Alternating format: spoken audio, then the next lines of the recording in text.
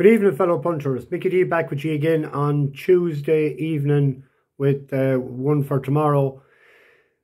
After another successful punting day for the channel. Great to get to tip up a 10-to-1 winner. Again, tipped up a 10-to-1 winner the other day and a 24-to-1 double winners yesterday and the day before. So we are seeing the ball well this weather. Golfers would know that, or dart throwers, or pool players, or snooker players. There's times you're just in a sort of a zone and you're just sort of seeing things handier than other times. So long may it continue.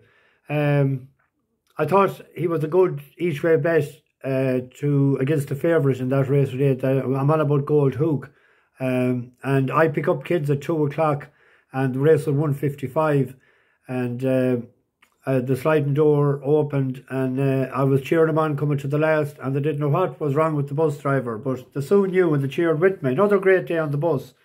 The other one, Dicey Riley, must have been in Copperface Jacks last night, drifted from 100 to 30 out to 14 to 1, so the writing was on the wall there. Obviously the ground was drying out too much or something. And the other one was an on-runner in Navan. Pity because it would be thereabouts with Teddy Boy, who's was placed.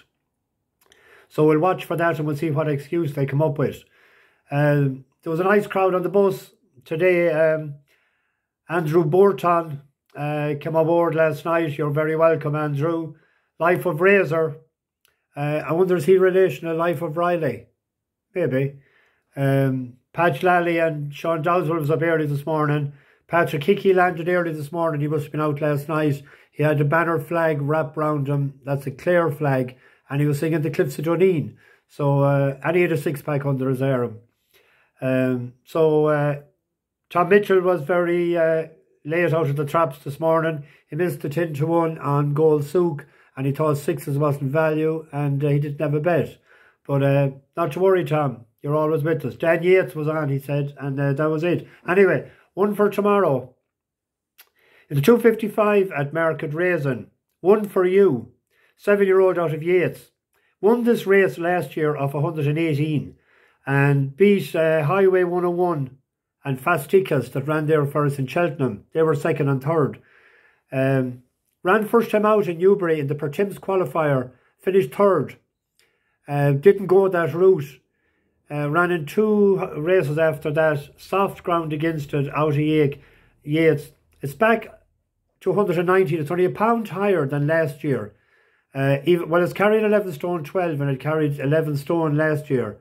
But he's a year older and he should be able to carry that weight. He's 8-to-1. I think it's a fantastic bet. 2 pints each way. I was expecting maybe 9-2, 4-to-1, and go 3 pints win. So we won't risk too much. We'll go 2 pints each way on that. Now, the Scottish Grand National is on Saturday. And the decks won't be out until Thursday. But there's an interesting horse for me called Stormy Judge, trained by Pat Fahey.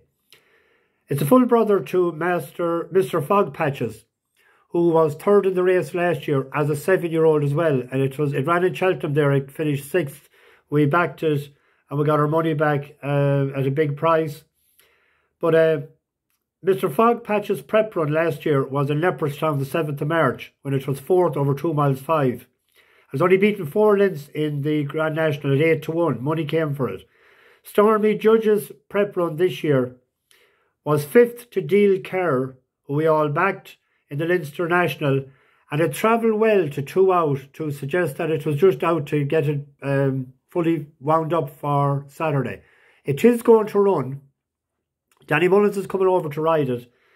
The ground and that will be okay. It's a classier type than its older brother. Because last March it won a 3 miles novice handicap Grade B chase in Navan. Second in that was Enjoy Dallin, who's one of the favourites for the Grand National. And 10 lengths further back was Back to School Hours, or Schoolboy Hours, who won the Paddy Power chase. So it's a classy enough yoke. It's 7. The distance shouldn't be any problem because it wasn't a problem to his brother last year. He's 12-to-1, quarter the odds with Bet365. It'll probably go into 8s or 9s and they'll be paying probably 6 places in. You only get a fifth of the odds. Anyone wanting to have a bet on Saturday and you're like, come in, you do that now and have a point each way on that at 12-1 with Bet365. Quarter the odds, first 4. Even if it's like his brother last year finishes third, we're still making profit. Now, on a serious note, just for a minute, most of you know that in 2019 I was diagnosed with MS, multiple sclerosis. It was a life-changing news to get, and with medication and that, it's a totally different life for me altogether now. But we're trying to do the best we can, and we're trying to be as positive as we can. Not on as many tablets now, but injecting myself with Copaxone 3 mornings a week, which is a big change of lifestyle, I must say. There's a charity organisation here in Roscommon MS, and they do great work for people in need. Now, I don't need them yet, and I hope I never do, but they do help out people, and money is always an issue for them, and particularly the last couple of years with the COVID and that, and their major fundraisers always was Churchgate collections. So there was none last year, the year before, with no masses.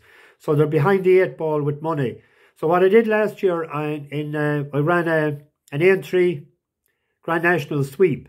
So for €20, everybody gets a horse.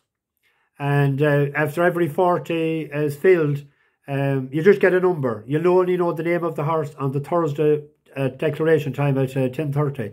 So you get a horse, so you get a run for your money, and you're helping out a charity. Dick Lane mentioned that the other day about a charity, and I said you'll get your opportunity soon if you want to do that. Where to go is on Facebook, and go to Teresa Cahill, that's Teresa Cahill, Cahill, and the link will be there. And there's a prize then of €200 for whoever has the winning horse, and €50 whoever has the second. So the A3 Grand National is a once a year affair, and it's unique with everybody and all over the world. I remember when I was a young lad, when you'd come out from Mass on a Sunday morning, the first question you'd hear people asking was, elderly men to each other would be, had you the winner? And the other question would be, were you watching the late? But the A3 Grand National always had to be watched, and even if they only had a shilling on it, if you had the winner, you had bragging rights for a while. And then during the race, you see, when you crossed the Beechers for the second time, if you were still running, you had a great chance. And then when you crossed the Melling Road, as Peter O'Sullivan said, crossing the Melling Road, when you had a chance in that, the adrenaline began to pump. And then for the elbow and all, look at all the differences or changes down through the years with Devon Locke and Aldeniti and Crisp, and history made last year by Rachel Blackmore. It's a fascinating story every year, and it'll be no different this year. So anybody that wants to, there's no obligation on anybody to do this, but anybody that wants to, just go over to Facebook, Teresa Cahill, and I'll be doing the live after every 40. So I might do maybe Friday night at 8 o'clock or 9 o'clock. I might do the first one. That anyone wants to watch it live, I just bring a bit of humour to it as well, if we can. If I know the names, I know anyone from here, and I know all my family and friends, and that we had a bit of crack last year, and we filled 4 races. A lot of it came from America, from New York, and from Chicago, where I lived for a number of years, and it was a great success. So hopefully this year we can generate some funds, badly needed funds for the local branch, and it'd be great if any of you want to help out. Anyway, there's one for tomorrow. Another good day today. We're going nicely. A3 is next week. I'm really looking forward to it. And I'll be trying to get... I've tipped up any second now at 16s and 12s was my selection for the anti-post selection for the A3 Grand National for the newcomers. It's still available at 10-1. I think it'll go off 6-1 favourite. And it'll be hard bet on the day with a bit of luck. It was the moral victor last year. Anyway, I'm over 9 minutes talking. That's me, Biggie D, the Bookie Basher. Over and out.